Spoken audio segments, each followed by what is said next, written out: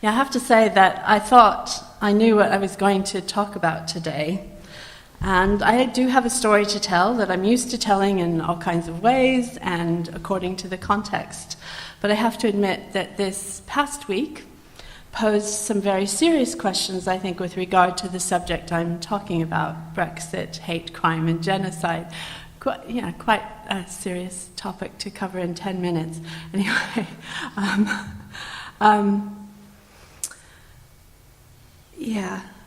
these questions, the questions about what I'm going to talk about, came about from the news that I mentioned to my daughter this week. She's a writer of fiction, that it seemed that we have a bunch of middle-aged men who are afraid of a 19-year-old woman who's just given birth.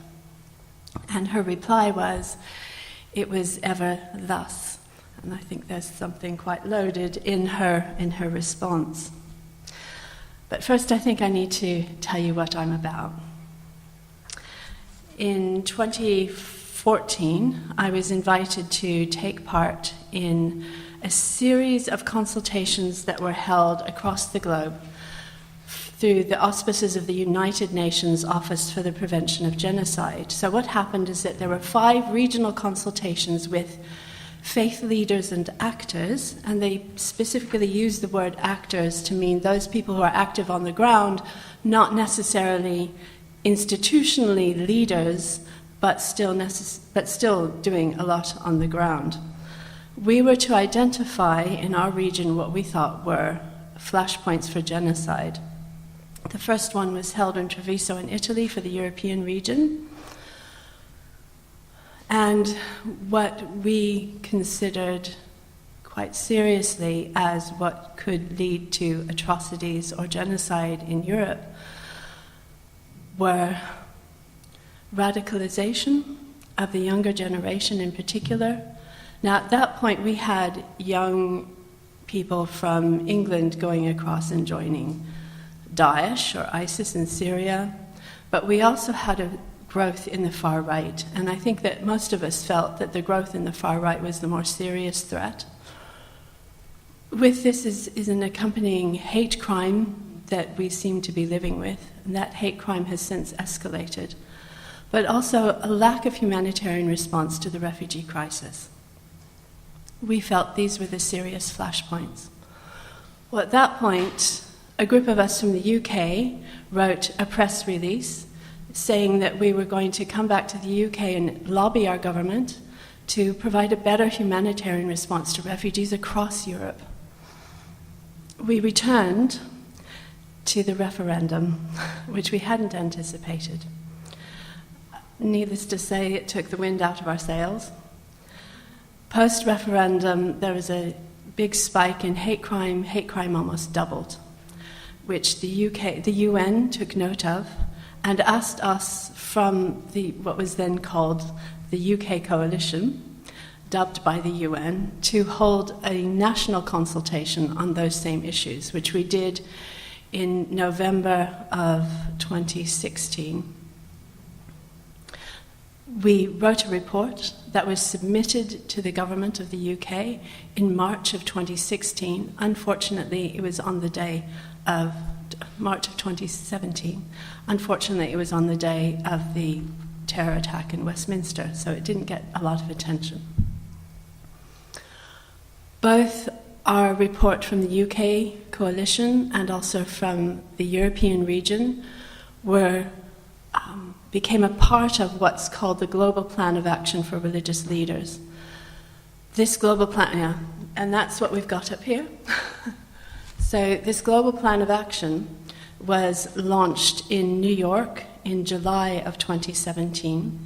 All of us had worked to, now this is important to remember, all of us had worked to what's called a framework of analysis for atrocity crimes. So I'm going to click on, it's this one, okay. Well, okay. So we worked to various conventions. I should have printed this out. So it's the Convention on the Prevention and Punishment of the Crime of Genocide. There's various conventions from the United Nations. I'm going to go through these really quickly. There's the statutes from the International Criminal Court. I'm not going to ask you to read these because that's really boring. I'm just letting you know that these things exist and you can look them up on the web, on Google. The framework for analysis goes through what are called common risk factors. Now, a lot of these risk factors are based on what I consider covert actions on the part of governments or groups. And these, I would recommend going through the framework of analysis. And then we also have, very common, the 10 steps for genocide. Again, these are based on covert actions of governments or groups. I'm just going to leave this one up here.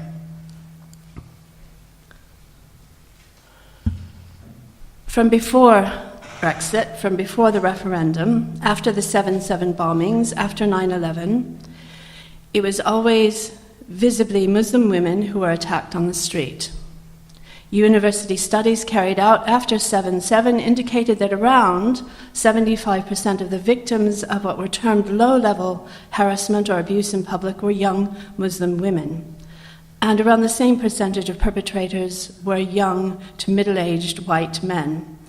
Not much has changed really since, except that we know year on year the abuse has increased. And as I said, following the referendum, that amount of abuse, hate crime, doubled. People who were not normally targeted before the referendum, white Europeans, found themselves at the receiving end of abuse in street, including the older generation who lived in Britain for decades, some of whom were refugees from World War II. But this is what's happening in public. And to me, there's something much more serious happening, almost without realizing it. The 1990s saw the introduction and setting up of the first purpose-built immigration removal centre in 1996, Tinsley House near Gatwick Airport, and run by not the UK government, but an American-owned private security firm, G4S. In fact, all of the immigration removal centres are run by privately owned security firms. They tend to own detention centres across the globe, so these are global or international organizations. The UK is the only country in Europe that practices unlimited detention. People who've committed no crimes, who've gone to no court of law, are sometimes held for a day, a week, a month, a year, 2 years, 3 years.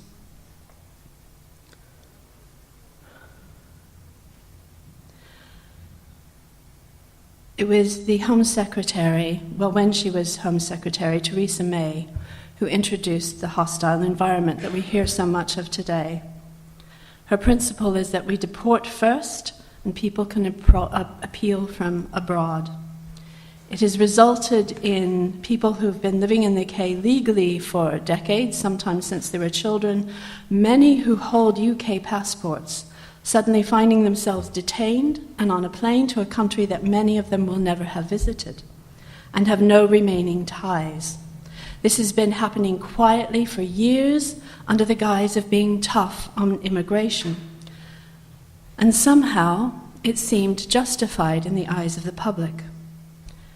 Things like the lack of jobs, housing, overstretched benefit system were all blamed on immigration.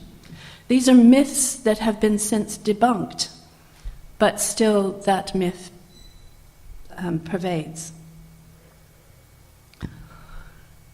Abu Qatada, who was arrested in 2001, fought deportation since 2005, and this was based on international human rights law that says you can't, or British law even, that you can't deport someone into a country where their life is going to be under threat. So that was the legal excuse that was used for him to remain in the country.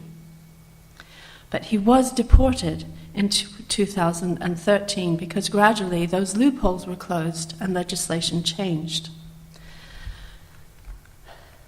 This means that anyone who's committed a crime but is legally here could be deported. So more recently with the whole Windrush generation, you will have seen there was a group of people who were deported back to the West Indies. Some of them, one of them I think only had a traffic violation. He'd gone to prison for a short period of time, but nevertheless he was deported. So here you have people who've gone to prison, served their time, but then they are doubly punished because they're deported back to a country where they maybe don't know anyone, haven't had any connection for decades. I think questions need to be asked. This is also used, now I've gone into both Tinsley House in Gatwick and I've gone into Yarlswood Immigration Removal Centre in Bedford.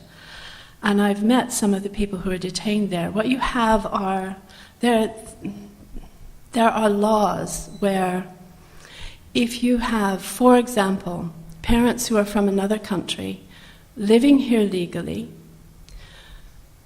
maybe have unlimited permission to stay, born here, you would think you would have a right to stay. Now, you would have a right to UK nationality. Now, if your parents register you before the age of 18, yes, that's fine. But a lot of times people don't even realize that they need to be registered or they need to register their children. So somebody might reach the age of 18, been born and brought up here, but find themselves being sent a letter saying they're going to be deported to a country that they've never known, never been to, because they haven't been registered as British. And it's all because of this closing the loophole from Abu Qatada. It's all because of this hostile environment.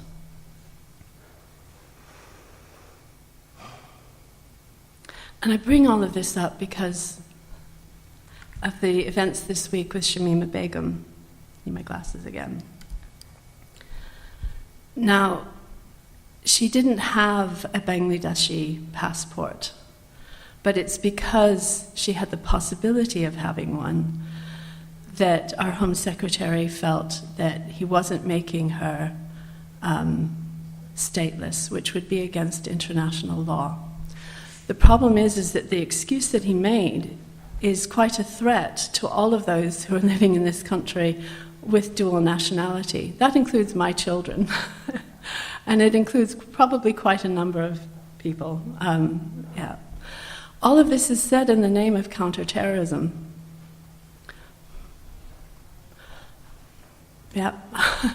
Recently, over the whole, I hadn't planned to talk about this, but I'm going to.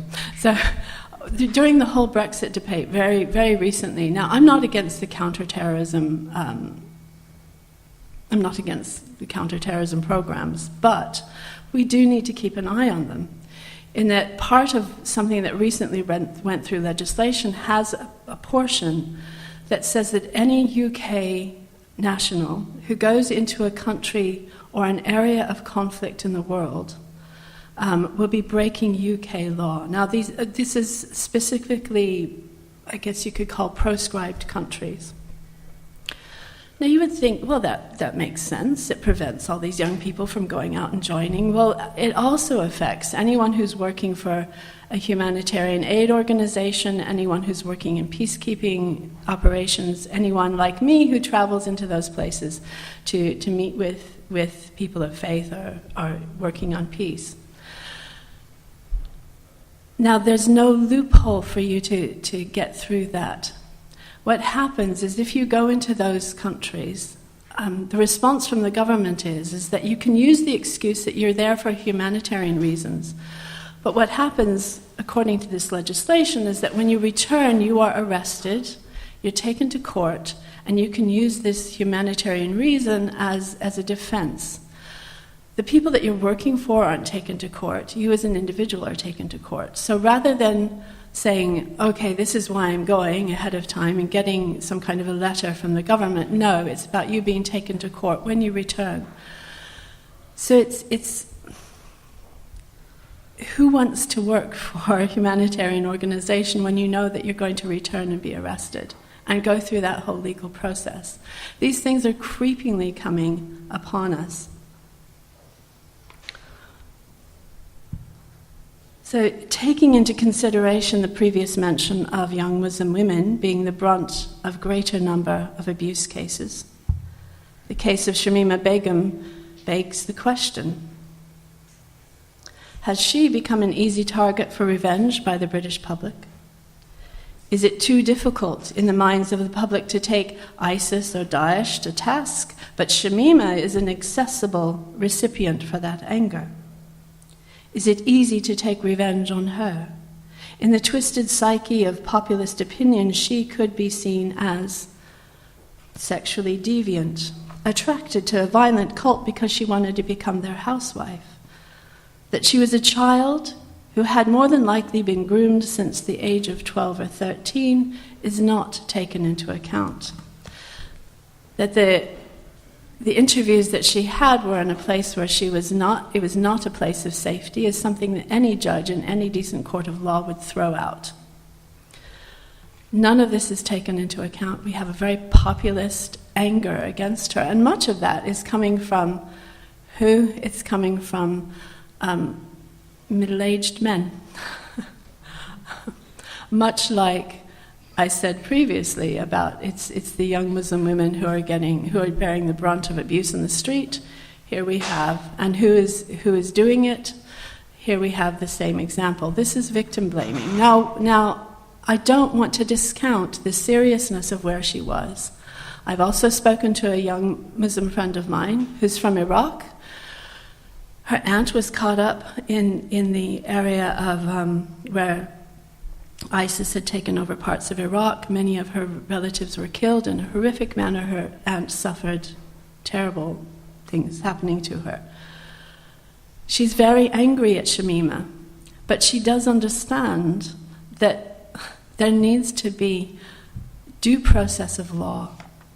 And that due process of law can only happen when people are brought back to the country of their origin and a proper legal investigation is carried through. The only way that those victims can find any kind of justice is if that legal process happens. What Daesh has sought to destroy are the very humanitarian values that we hold dear, and yet in a sense of anger are in great danger of losing. That each and every person has a human right to due process in law, a legal investigation undertaken in ethical and neutral circumstances, and the burden of proof provided. Now, I found thinking about these things this week actually quite scary. I was talking about them with my daughter last night. She works for Sage Publishing. This is actually, I find very frightening, chilling, in fact. Since I've been a part of this initiation with the UN Office for Genocide Prevention, I've been traveling to various countries and speaking with people who have suffered from genocide. And there's I should have printed this out. I think what we need in this country is a different set of guidelines for our stages of genocide, not just for the covert stages, not just for the overt stages, but for the covert stages. Those little things that are creeping up on us, such as the gradual degrading and dehumanizing of people, labeling by media and by politicians, separating people out. What are we doing with this whole immigration removal program? What are we doing with this whole hostile environment is exactly this. because I know I have more time, I'm just talking. I think one of the things that taxpayers aren't aware of is we have already built a wall. We've already separated children from their families, in that we've built the wall in Calais. We've not allowed those unaccompanied minors to join their families here in the UK. We gave, I don't know, I think, yeah, quite a lot to France to build the wall. And then this time last year, we gave them another 44.5 million to carry on with border security and to encourage refugees to live across France. Well, that encouraging refugees to live across France has worked out on the ground in paying the French police to harass those who are camping by taking away their tents, taking away their sleeping bags, slashing their shoes, smashing their phones, and actually taking away or ripping up or destroying their documents, those documents that they very much need in order to claim asylum anywhere. We are paying for this through our taxes. More recently, there was a young man from Libya who's 18 years of age. He took DFID to court. Why? Because our government had paid for detention centers in Libya to hold people and prevent them from crossing the Mediterranean, and supposedly a humanitarian effort to prevent them from drowning in the Mediterranean. But what's happened is you have, under the age of 18, this young man was subject to torture and trafficking and slavery. So he's taking DFID to court. We are paying for this. This is where our tax money is going. Now, if we as a people think that that's well and good and correct, that's what democracy is about. But I don't think that we're really quite aware of it. And this is also one of the other ways in which we're separating people. Separating families, preventing family reunification.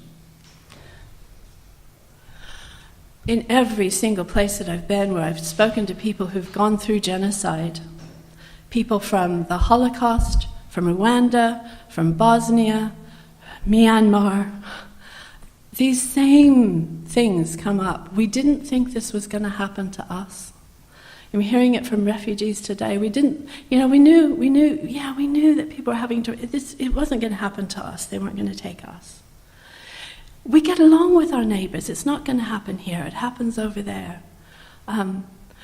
It's this gradual creeping, dehumanizing of people. Nobody thinks it's going to happen.